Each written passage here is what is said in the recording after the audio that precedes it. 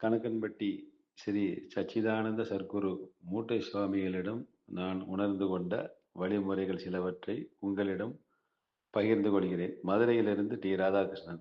கணக்கன்பட்டி ஸ்ரீ சச்சிதானந்த சர்க்குரு மூட்டை சுவாமிகள் ஒரு ஆதி பரபிரம்மம் ஆவார்.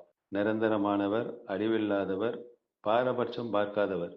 ஐயா உலகில் தோன்றும் அவதூதர்களுக்கெல்லாம் ஆதியானவர். மனித உருவில் சிவன்.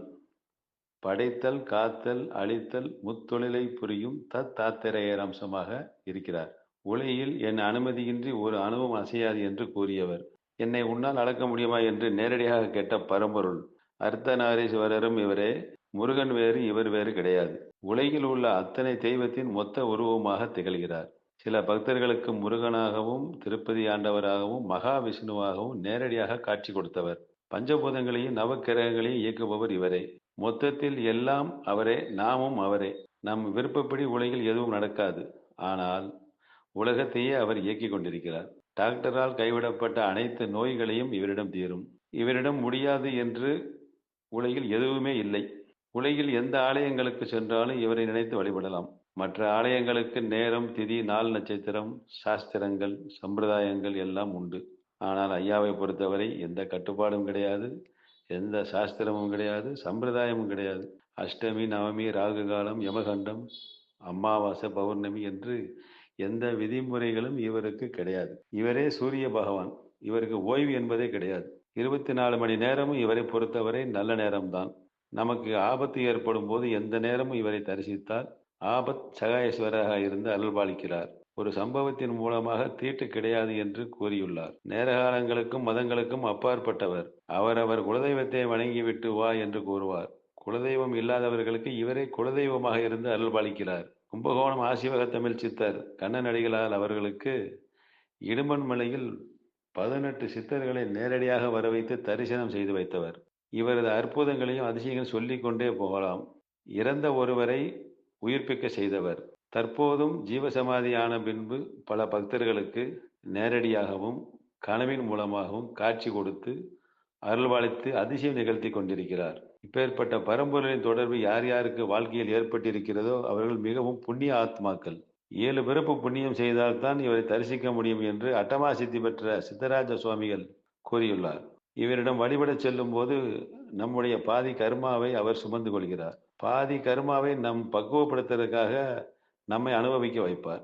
மனிதன் மனிதனாக எப்படி வாழ வேண்டும் என்பதை உணர்த்துவதற்காக சில வழிமுறைகளை கூறுகிறார். உலகில் எல்லாம் நானே என்று இருப்பதால் யாரையும் எதிரியாக நினைக்காது என்று கூறுகிறார். வாழ்க்கையில் பிறரால் நமக்கு ஏற்படும் துன்பங்கள் யாவும் நம் கர்மா குறைவதற்கு கடவுளால் அனுப்பப்பட்டவர்கள் என்பதை புரிந்து கொண்டால் நமது கர்மா குறைந்துவிடும். அதை விட்டுவிட்டு அவர்களிடம் நாம் வாதம் செய்து எதிரியாக நினைத்து காழ்ப்புணர்ச்சி கொண்டால் அல்லது சாபம் விட்டால் நமது கர்மா குறையாது என்கிறார். நம்மை பக்குவப்படுத்துவதற்காகவே நமக்கு சில துன்பங்களை இறைவன் வழங்குகிறார் என்பதை புரிந்து கொள்ள வேண்டும். எல்லாம் அப்பா விருப்பப்படியே நடக்கிறது என்று புரிந்து கொண்டால் நமக்கு கோபமே வராது.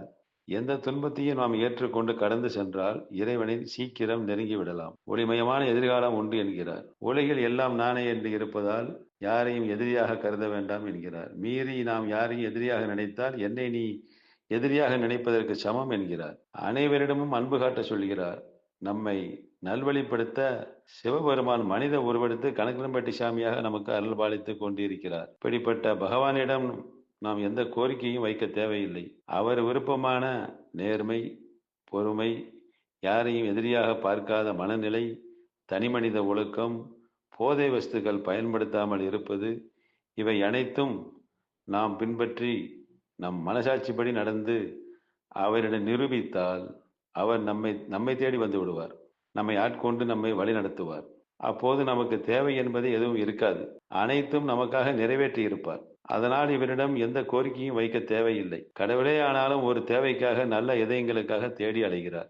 நாம் சரியான பாதையில் பயணம் செய்தால் யாருக்கு எப்போ எதை எப்படி கொடுக்க வேண்டும் என்று அறிந்து வைத்திருக்கிறார். சில பக்தர்கள் நான் 1 வருடம் ஆகிவிட்டது, 3 வருடம் ஆகிவிட்டு எனக்கு ஒன்றும் நடக்கவில்லை என்று கூறுகிறார்கள். அது அல்ல உண்மை.